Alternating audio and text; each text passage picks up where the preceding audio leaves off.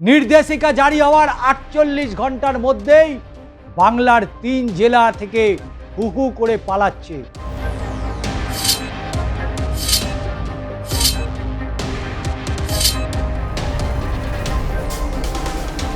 নদিয়ায় বাংলাদেশিরাও পাবে ভারতের নাগরিকত্ব, আশ্বাস কেন্দ্রীয় মন্ত্রীর।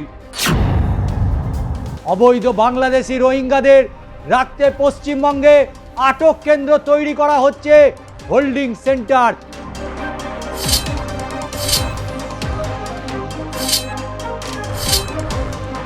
সিএএতে আবেদন করতে বাংলাদেশের নথি প্রয়োজন হচ্ছে, সেই ডকুমেন্ট ছাড়া সিএএতে ফর্ম ফিল আপ করা যাচ্ছে না।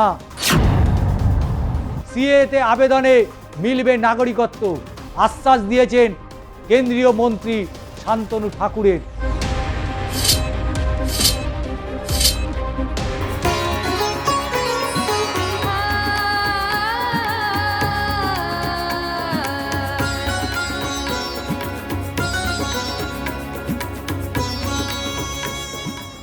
নমস্কার, শুরু করছি বাংলার মাটি, বাংলার ভোট। ভোট মিটতেই রাজ্যে পালাবদল হয়েছে। ওই যে দেখতে পাচ্ছেন, সব একে একে পালাচ্ছে, বাংলা ছেড়ে পালাতে শুরু করেছে। বর্ডার এরিয়াগুলোতে পরিসংখ্যান অধিক। নির্দেশিকা জারি হওয়ার ৪৮ ঘন্টার মধ্যেই বাংলার ৩ জেলা থেকে হু হু করে পালাচ্ছে। ৩ জেলায় চালু হয়ে গেল ডিটেনশন ক্যাম্প, সরকারি ভাষ্যে যা হোল্ডিং সেন্টার। এই পর্বে হোল্ডিং সেন্টার চালু হয়েছে মুর্শিদাবাদ, মালদা, দক্ষিণ দিনাজপুর জেলায়। নদিয়ায় বাংলাদেশিরাও পাবে ভারতের নাগরিকত্ব, আশ্বাস কেন্দ্রীয় মন্ত্রীর। সিএএতে আবেদন করতে না পারলেও সমস্ত সরকারি পরিষেবা থেকে বঞ্চিত হবেন, এই আতঙ্ক এখন প্রহর গুনছে অনেকেই। কিভাবে নাগরিকত্ব মিলবে তা নিয়েও দ্বন্দ্বে রয়েছেন বহু মানুষ। অবৈধ বাংলাদেশি রোহিঙ্গাদের রাখতে পশ্চিমবঙ্গে আটক কেন্দ্র তৈরি করা হচ্ছে, হোল্ডিং সেন্টার। আর সেটাই খবর চাউর হতেই পালাচ্ছে হু হু করে। বর্ডার এরিয়াগুলোতে দেখছেন কিভাবে মানুষের ঢল, তারা পালিয়ে যাওয়ার চেষ্টা করছে, পালাচ্ছে বাংলাদেশে। কারণ তৈরি হয়েছে যে হোল্ডিং সেন্টার। আর সেই পর্বেই চলছে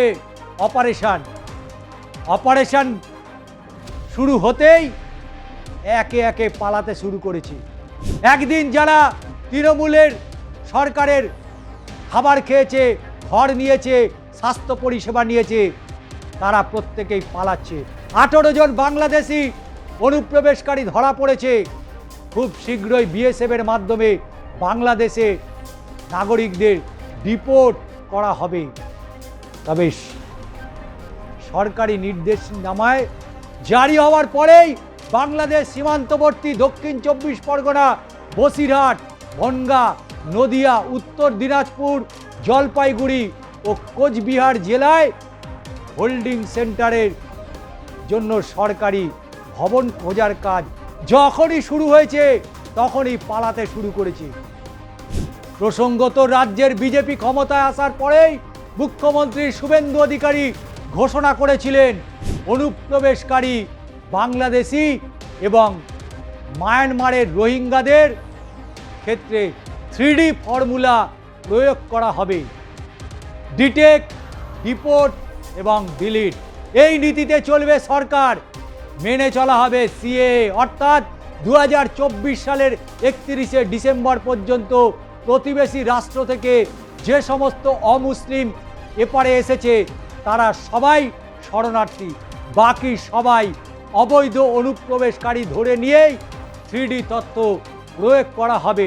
এ যেন মনে হচ্ছে third degree, BJP third degree পেতেই সব পালাচ্ছে বাংলাদেশিরা। বাংলাদেশিরাও পাবে সেই নাগরিকত্ব। এমনও প্রশ্ন উঠে আসছে, বাংলাদেশি নথি না থাকলেও সিএএতে আবেদনে মিলবে নাগরিকত্ব, আশ্বাস দিয়েছেন কেন্দ্রীয় মন্ত্রী শান্তনু ঠাকুরের। বাংলাদেশের নথির সঙ্গে না থাকলেও এবার সিএএতে আবেদন করা যাবে, কথা বলেছেন কেন্দ্রীয় জাহাজ প্রতিমন্ত্রী শান্তনু ঠাকুর। তার এই আশ্বাসে স্বস্তি পেয়েছে মতুয়া সমাজের, মতুয়া সম্প্রদায়ের মানুষজন।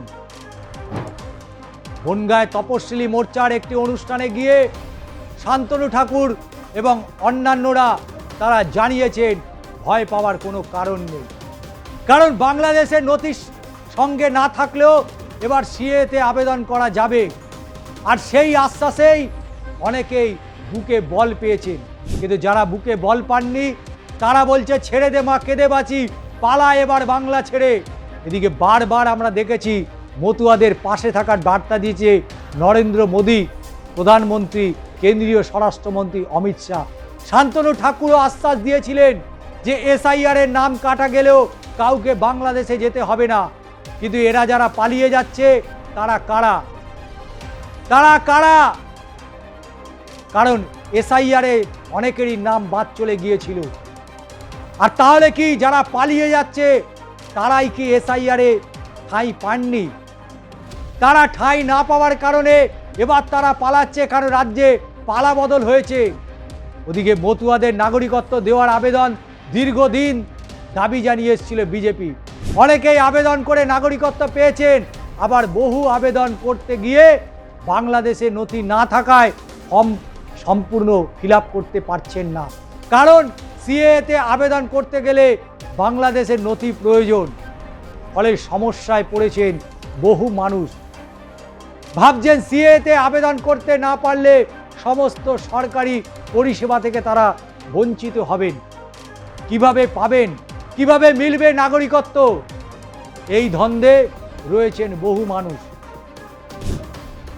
কিন্তু এই হোল্ডিং সেন্টার, যাকে ডিটেনশন ক্যাম্প, প্রথম আমরা আসামে শুনেছিলাম ডিটেনশন ক্যাম্পের কথা। সেই ডিটেনশন ক্যাম্পে কি ঘটেছিল দেশের মানুষের জানতে আর বাকি নেই। কিন্তু উদ্বাস্তু মতুয়ারা জানিয়েছেন রাতের অন্ধকারে বহু মানুষ পালিয়ে খালি হাতে খালি পায়ে, এক পোশাকে ভারতে এসেছিলেন, কারোর বাড়ি কাগজপত্র সব আগুনে পুড়িয়ে দেওয়া হয়েছিল, কোনো নথি ছাড়াই এদেশে আসা। তবে সিএতে এখন খুব দ্রুত কাজ হচ্ছে। আমরা নাগরিকত্ব দিচ্ছি, একটা বিষয় জটিলতা আছে। কি সেই জটিলতা? সিএতে আবেদন করতে বাংলাদেশের নথি প্রয়োজন হচ্ছে, সেই ডকুমেন্ট ছাড়া সিএতে ফর্ম ফিল আপ করা যাচ্ছে না, সেক্ষেত্রে সমস্যা হচ্ছে। আগামীতে এই সমস্যা থাকবে না, আমি মনে করি আগামীতে ছাড় দেওয়া হবে। আমরা চেষ্টা করছি আমাদের যে সমস্ত সংস্থা আছে তাদের মাধ্যমে সার্টিফাই করে সার্টিফিকেটের মাধ্যমে যাতে নাগরিকত্ব পাওয়া যায় তার সুবন্দোবস্ত হচ্ছে। মন্ত্রী আরও বলেছেন এখনও আরও সুবিধা হবে, কারণ রাজ্য সরকারের সহযোগিতা না করলে যে কোনো কাজ করতেই দেরি হয়, সমস্যা হয়। উদ্বাস্তু মতুয়ারা জানিয়েছেন আজকে কেন্দ্র রাজ্য দুটোতেই বিজেপি সরকার রয়েছে, আর এই রকম পরিস্থিতিতে আর তাহলে নাগরিকত্ব পেতে তাদের অসুবিধা হবে না। কিন্তু অসুবিধা আছে, অসুবিধা আছে। দেশের এবং রাজ্যের যে আইন রয়েছে সেই আইনে কতটা তারা সুরাহা পাবে তার উত্তর ভবিষ্যতে মিলবে।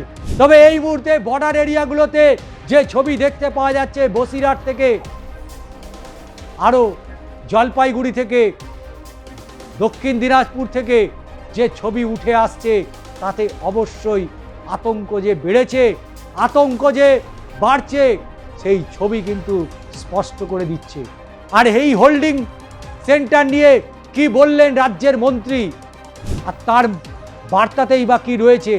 একদিকে কেন্দ্রীয় জাহাজ প্রতিমন্ত্রী বলছেন নাগরিকত্ব পাবেন, ওদিকে আরেক মন্ত্রী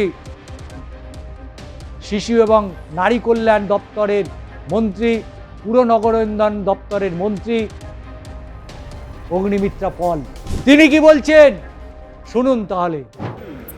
All these 15 years, there was no international fencing. Even after repeated requests from the Ministry of Home Affairs and from BJP. Our previous government didn't pay heed to it. Correct. And it is very clear why they didn't pay heed, because these Rohingyas, these Bangladeshi infiltrators were their vote bank. So if they don't want them to, stop, they should come. They always wanted that they should come to Bengal and be TMC's vote bank. It is very natural that these holding centers will not be formed, because they don't acknowledge that infiltrators and Rohingyas should be thrown out of the country.